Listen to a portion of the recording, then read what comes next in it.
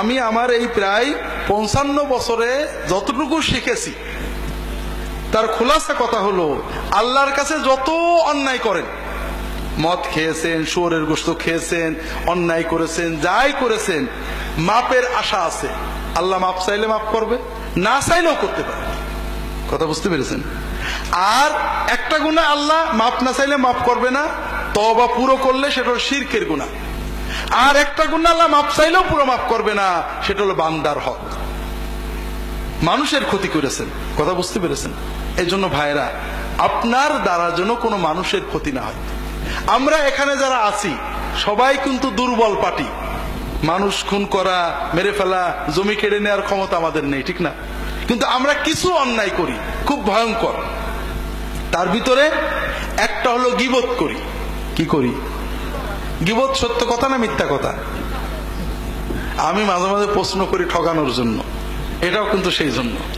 গীবত আসলে শতভাগ সত্য কথা, মিথ্যা হলে সেটা গীবত থাকে না, সেটার নাম হলো অপবাদ। মিথ্যা হলো অপবাদ। আল্লাহ রাসূল সাল্লাল্লাহু আলাইহি ওয়াসাল্লাম বলছেন, আতাদরুন আমাল গীবাহ?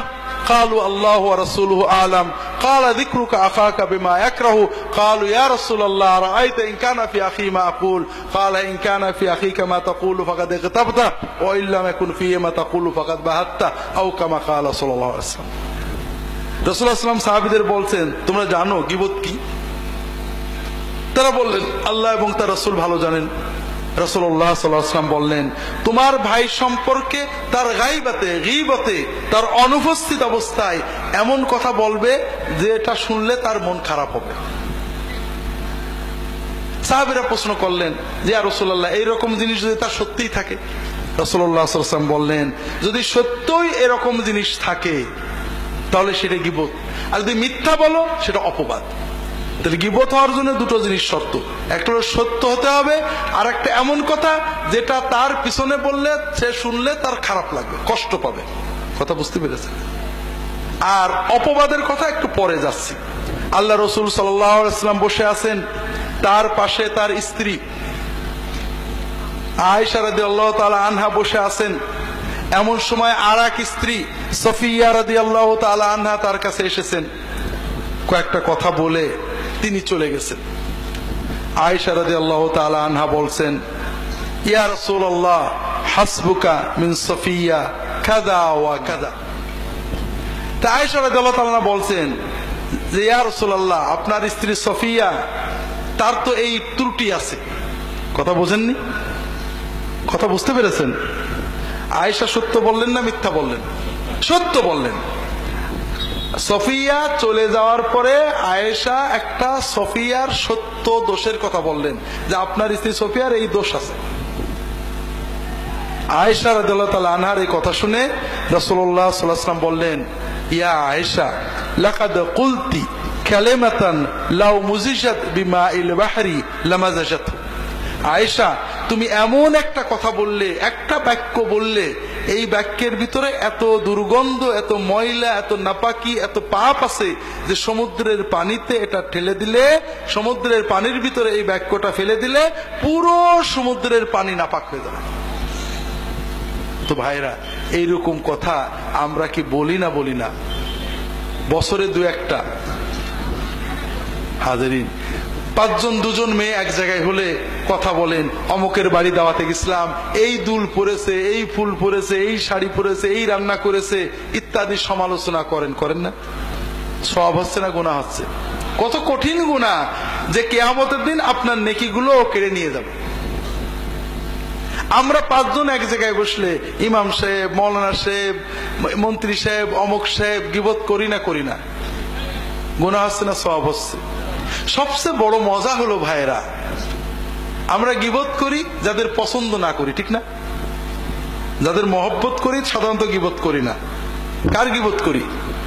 যেমন ফুরফুরার লোকেরা হয়তো চরমনার গীবত করে, চরমনার হুজুরেরা ফুরফুরার গীবত করে, জামাতের হুজুরেরা তবলিগের গীবত করে, তবলিগের হুজুরেরা জামাতের গীবত করে। আছে না নেই? আছে। প্রথমত এটা একটা মহাপাপ।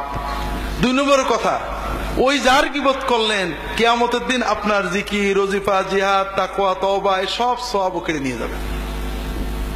কাজেই ভাইরা, আমার অনুরোধ হলো, আপনি কি হেরার আলোয় আলোকিত হতে চান? আপনি কি সুন্নার আলোকে জীবন গড়তে চান? প্রফেসর ডক্টর খন্দকার আব্দুল্লাহ জাহাঙ্গীর রচিত কোরআন সুন্না ভিত্তিক জীবন ঘনিষ্ঠ বইগুলো পড়ুন, সুন্দর জীবন গড়ুন। ইসলামী আকিদা, হাদিসের নামে জালিয়াতি, ইহয়াউস সুনান, রাহে বেলায়েত সহ আরো অনেক বই। কোরআন সুন্নার সাথে থাকুন, জীবন বদলে যাবে। যোগাযোগ আর সুন্না ট্রাস্ট 01715400640। যেন জবানে গীবত না যায়। কথা কি বুঝতে পেরেছেন? মদের পাপের তওবা সহজ, গীবতের পাপের তওবা সহজ না। অনেক হাদিস আছে, লম্বা বলতে পারবো না। আমরা গীবতের চেয়েও বড় পাপ হলো মিথ্যা অপবাদ দেওয়া। কথা বোঝেননি?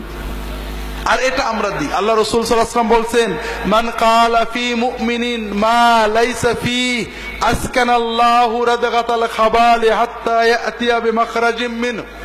যদি কেউ কোন মুসলমানের ব্যাপারে এমন কথা বলে যেটা সত্য নয়, কিয়ামতের দিন জাহান্নামের মানুষদের রক্ত, পেশাব, পায়খানা, পুজ যেখানে জমা হবে সেই সাগরের ভিতরে আল্লাহ তাআলা ওই ব্যক্তিকে রেখে দিয়ে বলবেন, তুমি যে অমকের ব্যাপারে কথা বলেছিলে এই কথার দলিল দিয়ে এখান থেকে বেরোবা।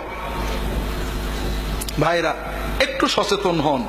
আমরা কি না বলি, বিশেষ করে যারা ইসলামী আপনারা এখানে আছেন, এক দল আর এক দলের বলি ও হলো ইহুদি খ্রিস্টানের দালাল, ও হলো আমলিগের দালাল, ও হলো কি বলে বিএনপির দালাল, ও নাকি অমকের কাছে টাকা খায়, ও সৌদি আরবের টাকা খায়, ও ইন্ডিয়ার টাকা খায়, ও অমক দলে চলে গেছে। এই সব কথা বলি না বলি না?